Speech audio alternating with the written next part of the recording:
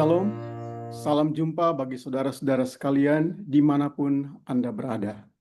Saat ini kita berjumpa pada pembahasan Sekolah Sabat Online Triwulan ketiga tahun 2025 pada pekan ke-7 dengan judul Roti dan Air Kehidupan.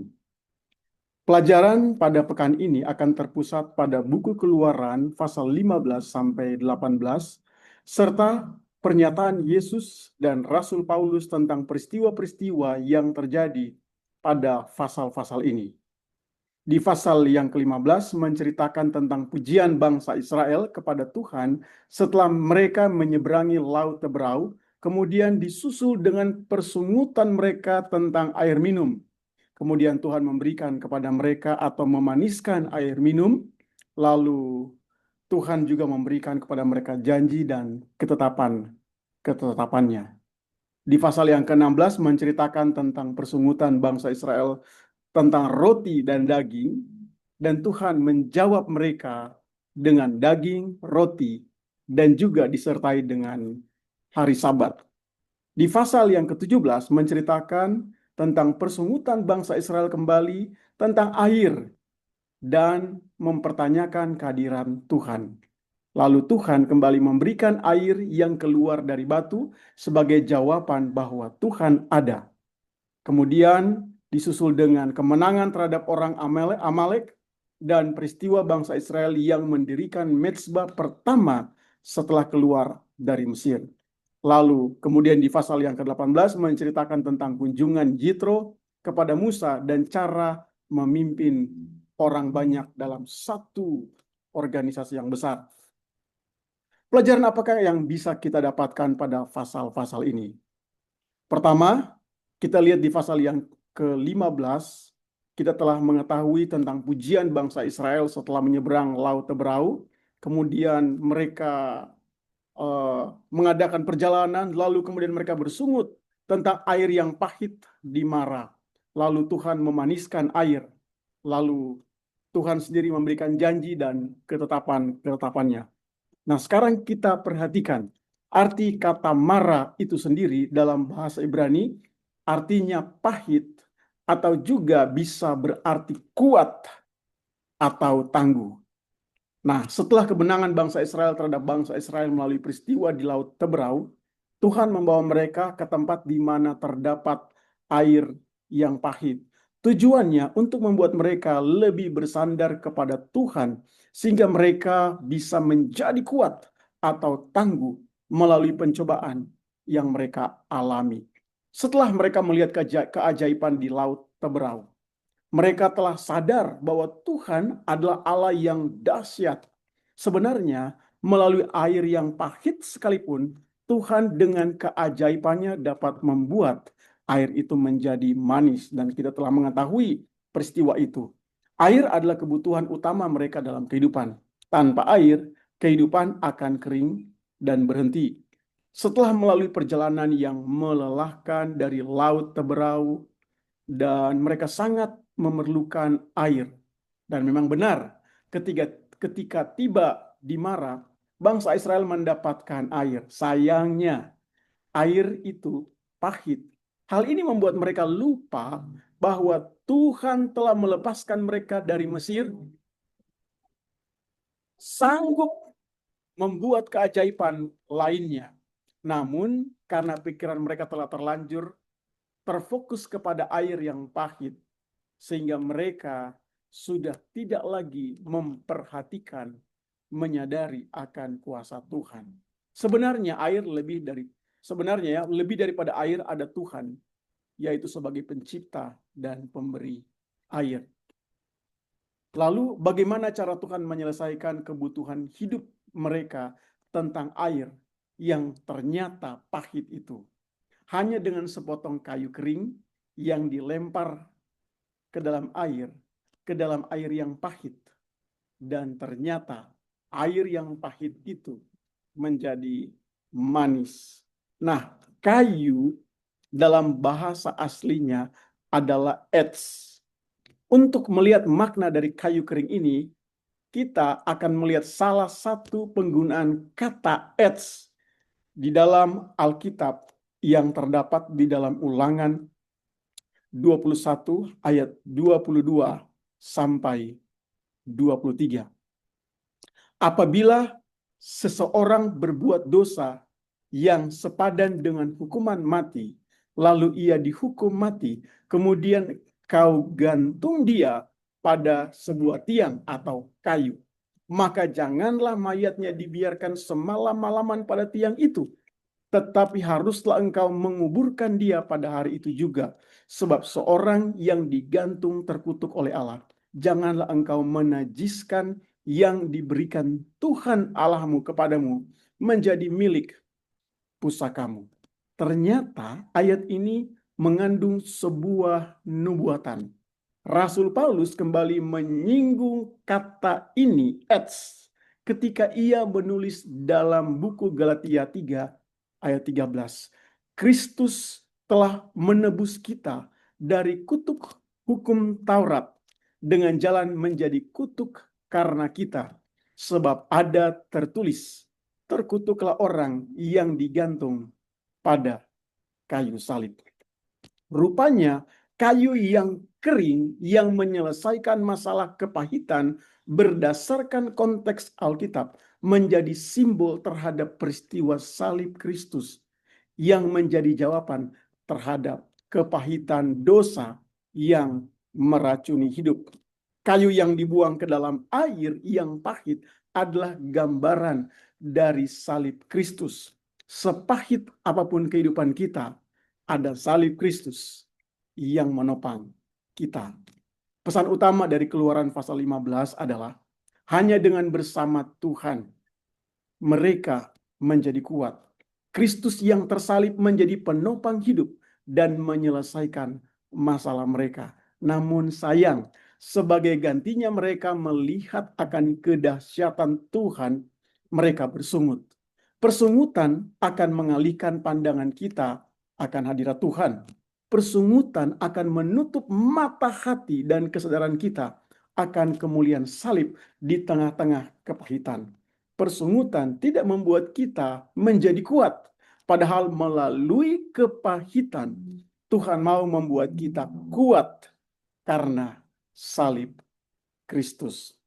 Pada peristiwa dalam Fatsal ini, kembali Tuhan memberikan janji-janjinya dan meminta mereka taat kepada Tuhan agar tetap mendapat perlindungan Tuhan yang dahsyat. Di pasal 16, kita melihat persungutan bangsa Israel tentang daging dan roti. Lalu Tuhan memberikan daging, roti, dan Sabat. Kebutuhan kedua yang dimiliki manusia setelah air adalah makanan.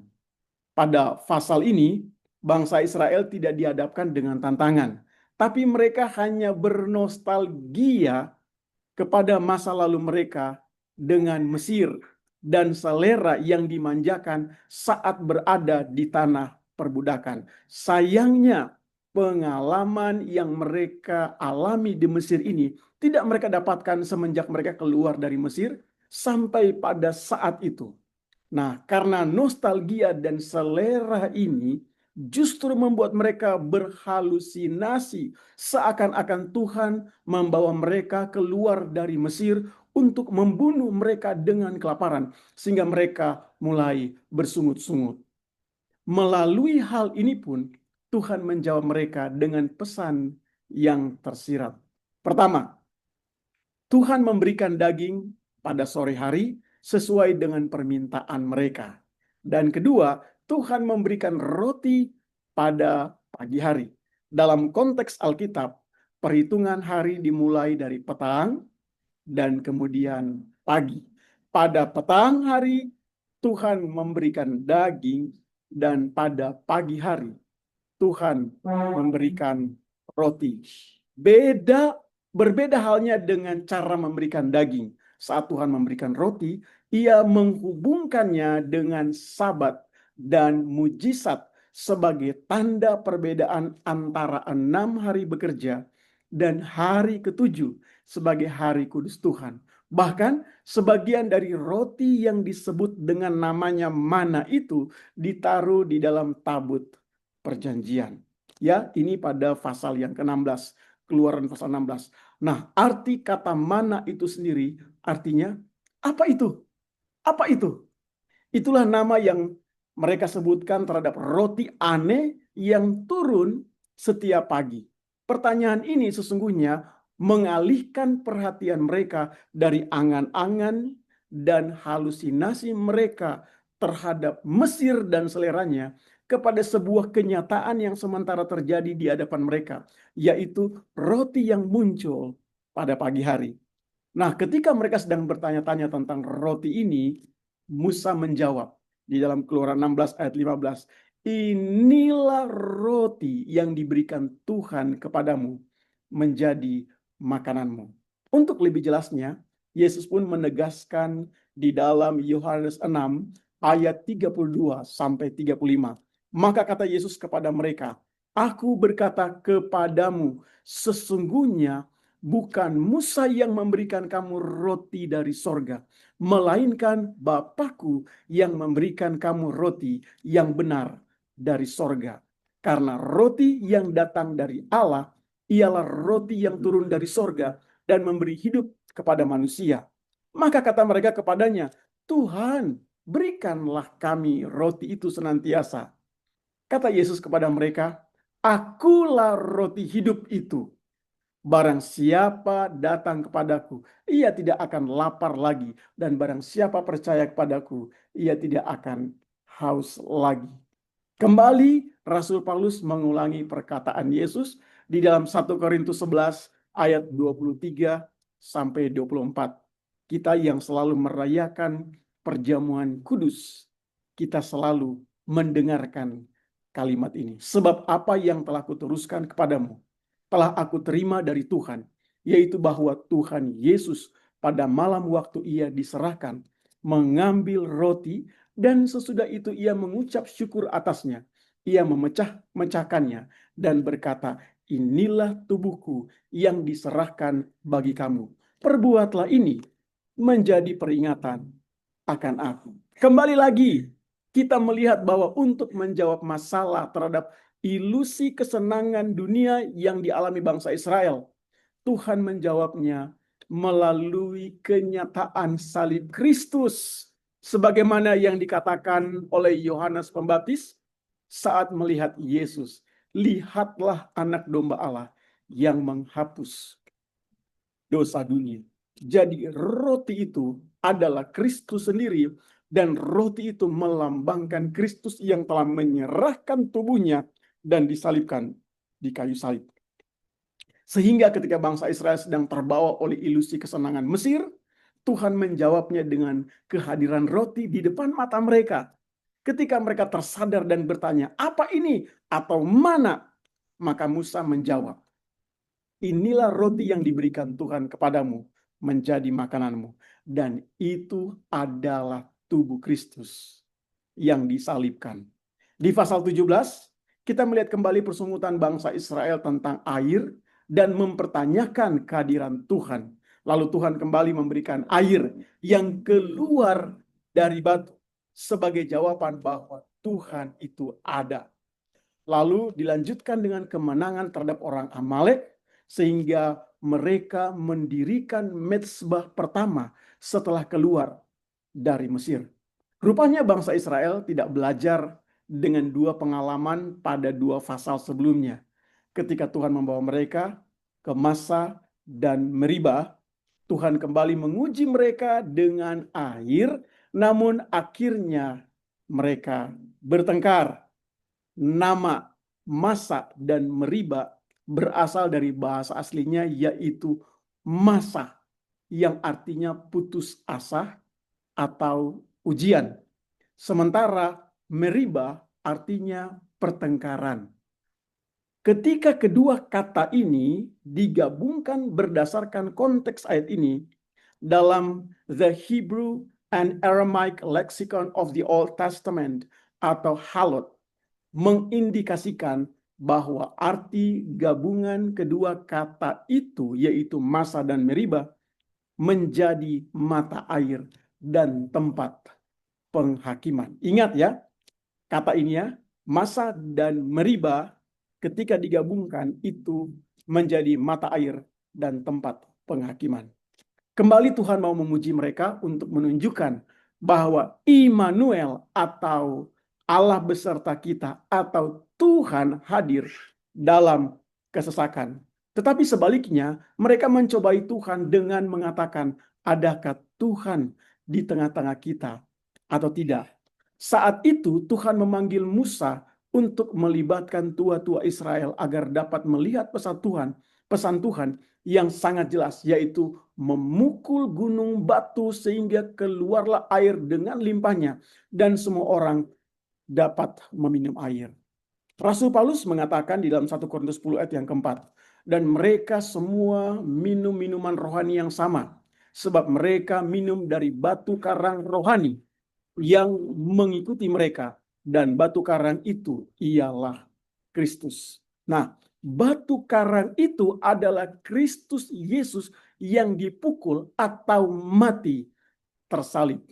Kembali lagi kita dapat melihat pesan Tuhan kepada bangsa Israel tentang salib Kristus. Dengan kata lain, 3 kali persungutan, 3 kali juga Tuhan menyatakan kepada mereka tentang pekabaran salib Kristus melalui simbol-simbol yang ada. Bagaimana dengan air itu?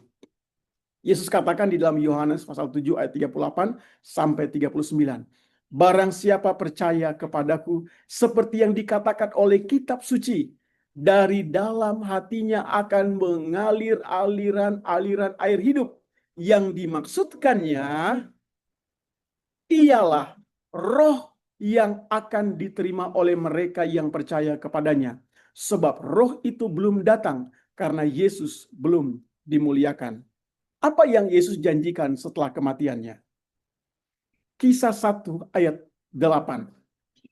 Tetapi kamu akan menerima kuasa kalau Roh Kudus turun ke atas kamu, dan kamu akan menjadi saksiku di Yerusalem dan di seluruh Yudea dan Samaria dan sampai ke ujung bumi. Setelah peristiwa batu dipukul, keluarlah air. Setelah kematian Yesus, janjinya adalah kecurahan Roh Kudus. Di pasal yang ke-18 kita melihat adanya kunjungan Jitro, mertua Musa, dan cara memimpin orang banyak. Dalam kunjungan ini terlihat Musa bekerja sendirian untuk bangsa Israel. Kemudian Jitro memberikan nasihat untuk pembagian tugas dalam memimpin satu bangsa sebagai satu organisasi yang besar. Namun pembagian tugas ini tidak dapat dikerjakan jika mereka memiliki perbedaan visi dan misi. Oleh karena itu, diperlukan satu persatuan yang kuat dan bukan one man show. Kesimpulan dan panggilan untuk pelajaran sekolah sahabat pekan ini. 1 Korintus 10 ayat 11. Semuanya ini telah menjadi, saya ulangi sekali lagi, semuanya ini telah menimpa mereka sebagai contoh dan dituliskan untuk menjadi peringatan bagi kita yang hidup pada waktu di mana zaman akhir telah tiba. Apa yang akan terjadi di zaman akhir? Kembali kepada arti nama dari Masa dan Meriba yang digabungkan tadi, yang artinya mata air suci dan tempat penghakiman berdasarkan arti kontekstualnya. Pada tempat penghakiman di akhir zaman, Tuhan akan memberikan mata air suci, yaitu kecurahan hujan akhir roh suci, tetapi ada pekabaran yang perlu kita perhatikan. Tuhan mau kita terfokus kepada yang pertama, Yesus dan kematiannya, kemudian hubungan khusus dengan Tuhan melalui peribadatan pada hari yang khusus, yaitu hari Sabat. Lalu persatuan umat Tuhan dalam organisasi dan kecurahan Roh Kudus. Sementara persungutan menggambarkan hati yang terikat kepada Mesir atau dunia, perpecahan, dan pemberontakan. Tuhan menginginkan umatnya untuk terfokus kepada salib Kristus, hubungan dengan Tuhan pada hari kudusnya, dan persatuan untuk menerima hujan akhir Roh Kudus. Sebagai umat Tuhan di zaman akhir, maukah kita terfokus kepada pekabaran yang Tuhan ingin kita miliki agar menjadi kuat? Pekabaran apakah itu? Yesus dan kematiannya, hubungan khusus dengan Tuhan pada hari kudus Tuhan, yaitu hari Sabat, persatuan umat Tuhan yang kuat di dalam organisasi, dan kecurahan pujian akhir Roh Kudus. Maukah kita melakukannya bersama-sama? Kiranya ulasan singkat dari pelajaran Sekolah Sabat minggu ini dapat menjadi perenungan kita sebagai umat Tuhan yang hidup di akhir zaman ini. Tuhan kiranya memberkati kita semua. Shalom.